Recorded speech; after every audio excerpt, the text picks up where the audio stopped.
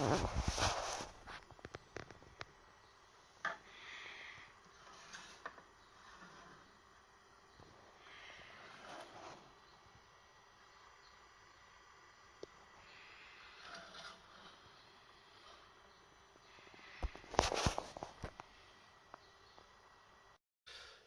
and welcome back to another perfect draft beer review me Ruku.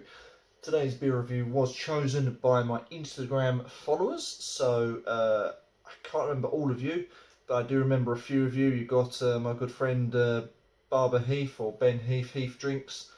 Yeah, he came in and voted for this. Steels, so Steels, I know you voted for this too. Ellie, you also voted for this too, so well done, Ellie. Thank you so much for voting on this. But anyway, there was a few votes. I put out a few different beers, and this was the winner. You ask, what the hell is the winner, Ruku? Cut to the chase. Well, it is, of course, as you saw in the promo, it said Feuillen Blonde from Belgium. Now, this is a 7% blonde beer. I think I've had this before in the past, but it was a long time ago, and I really can't remember what it tasted like at all. So I'm going to go with I haven't had this now, so this will be a first for me. So what we've got here is a nice 3-degree poured beer. There's a hazy golden colour, as you can see. The head is about a finger, maybe a finger and a bit, if you want to be picky, a finger and a half. You got a nice sort of consistency on the head, nice and smooth looking. Can't see through it because it's completely cloudy, which is unusual. But nevertheless, it's all about the taste.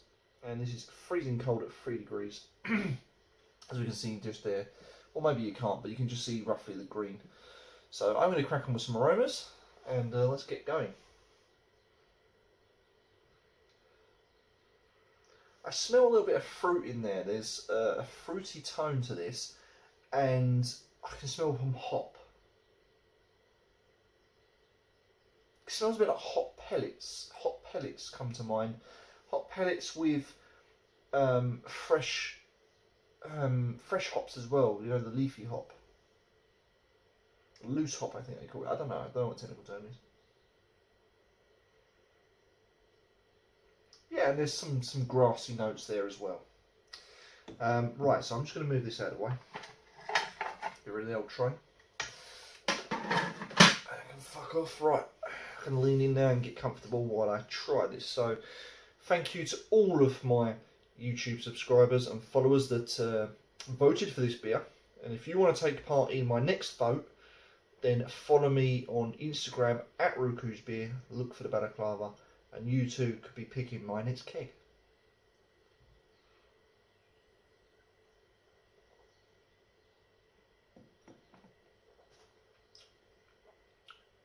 Ooh. Okay, very, very hop forward. The hop is strong, it's leafy, and it's vibrant, and it's I think it's a leafy bitter.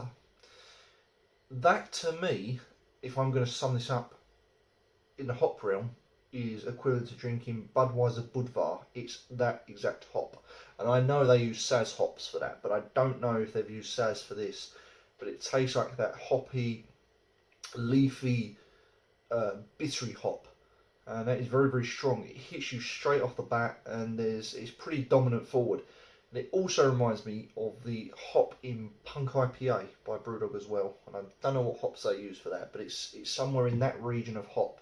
So if you like a very hoppy beer, this is probably a good start.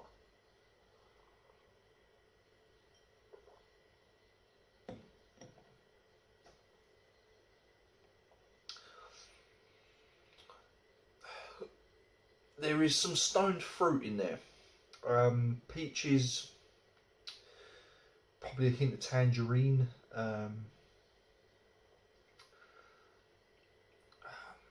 Yeah, there's some. I don't really know many stoned fruit, if I'm being honest. But there's peaches, there's a tangerine, there's an orange tone there. It's a real decent fruit actually. And the more I'm drinking this, the more the hop is starting to subside. But the hop is still maintaining its strength throughout this beer.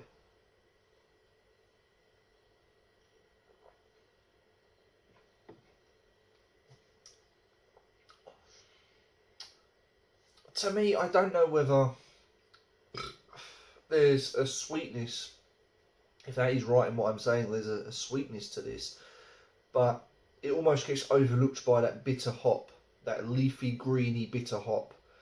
And it could be from that fruit that I'm detecting. I really can't quite decipher the two at the moment between the stoned fruit and if it's just an added sweetness. I know there's stoned fruit there, I know there's a hop there, but this sweetness is almost on another level. If I burp something for good beer. It's almost as if they put a tiny bit of cane sugar in there or something, but to try and uplift it a little bit in the sweetness department. Overall, it's actually quite a bitter beer. You know, it's a bitter hop with a lovely fruitiness. And weirdly enough, the more you drink this, the more that hop starts to subside, and it does get more fruitier each time you drink it, which I don't know how it's done, but I love it.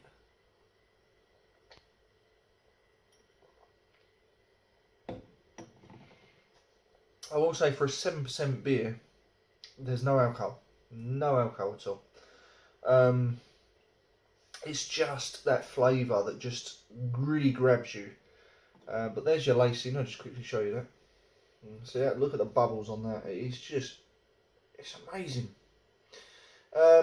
It's a reasonable body. I don't think it's light. I'd put it in the medium category for body. But I'm going to put it out there. I'm going to say this will be better warmer. Yeah, I know. Warmer. A warm beer. Well, the only reason I'm going to say that is because of the fruit. I think having it cold brings out the hop. But I think if you have this at maybe room temperature or 3 degrees, maybe somewhere between 6 and 7 degrees, I think you'd get more of that fruit come in, that stoned fruit that I'm actually getting quite addicted to right now. And that stoned fruit does last, but then hops takes back over.